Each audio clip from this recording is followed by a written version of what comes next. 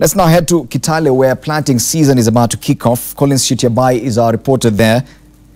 A very good morning, Collins. What's happening with regard to farmers' preparations for the planting season?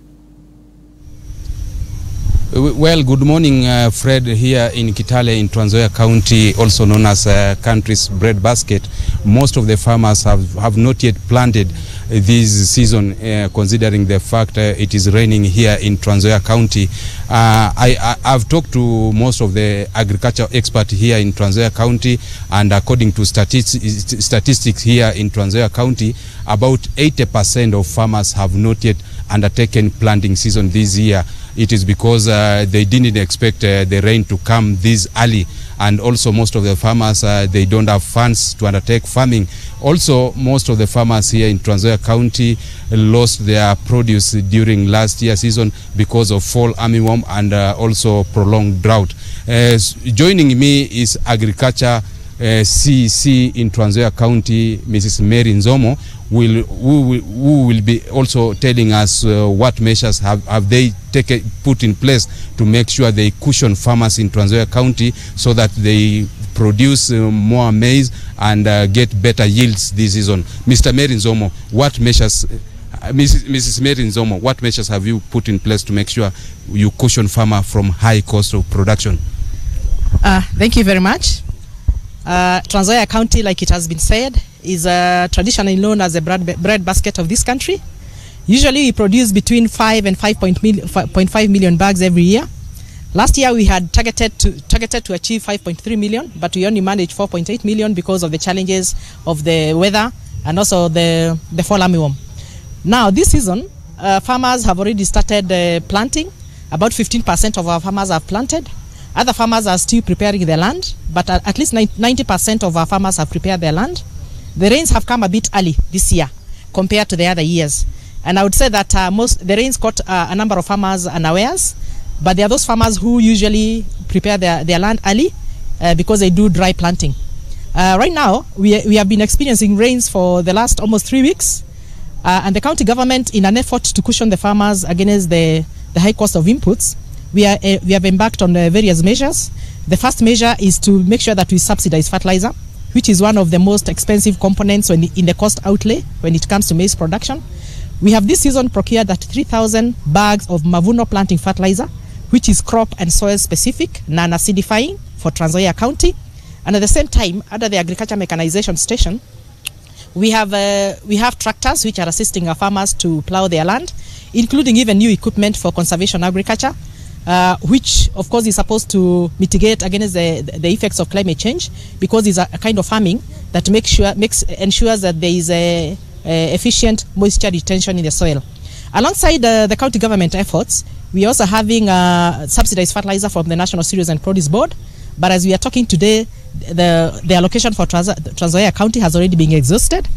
But between myself and the county government, of course headed by His Excellency the Governor, we have been engaging with the national government in line with the Big Four, because we know that food security now is a big concern in the nation. So we have been having talks with the national government, and the discussions we have held have actually yielded fruit, because they have promised to increase our allocation for Nzoia County by at least another 100,000. And this allocation is actually targeted towards the medium and large-scale farmers, because we know that these are the farmers who actually contribute the biggest percentage to crop production in the county. Some incentives have been given to these large-scale farmers, such incentives like getting the fertilizer they require, getting the assured of prices at the beginning of the season, and also the National Cereals and Produce Board is going to take the maize that they will have produced. So we are registering these farmers. We are doing a massive recruitment drive, because we know that once we are able to register our farmers, give them the right incentives, actually Nzoia County, we can go back to the 7 million bags we used to produce about 4 or 5 years back. As a county government, we also diversify into other enterprises. We have coffee seedlings which are subsidized. We have tea seedlings which are subsidized. We are having avocado seedlings which are subsidized. Tissue culture bananas which are subsidized, because we are saying we don't want our farmers to just rely on maize for their income and also food. So as a county government, we are ready. And I would say that officially and from the technical perspective, we expect our farmers to start planting from 15th of March Of course, it passed. So we are actually urging the farmers who have not prepared their land or have not even engaged in planting to do so. But we know there are challenges because fertilizer availability at the National Cereals and Produce Board has been a great challenge.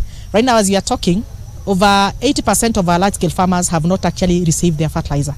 So we are appealing to the national government to move in very fast because we know that the more it continues raining, we are actually losing a substantial amount of produce that farmers would have actually been able to achieve if they had been able to plant at the onset of the rains.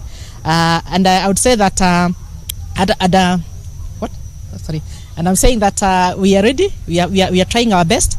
And come even the top dressing season, we are going to even procure 30,000 bags of top dressing fertilizer.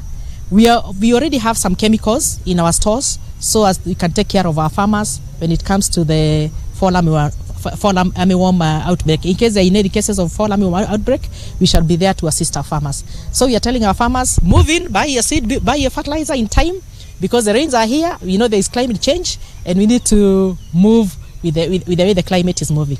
Thank you. Okay. Fred, maybe to take you back, in Nzoia County this year we are expected to produce more than 7 million bags of maize because most of the farmers also have been educated to plant early so that they can get better yields.